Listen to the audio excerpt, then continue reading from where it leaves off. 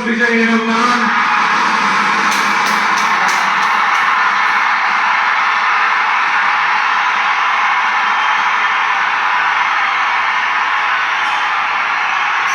சட்டப்படி அமைக்கப்பெற்ற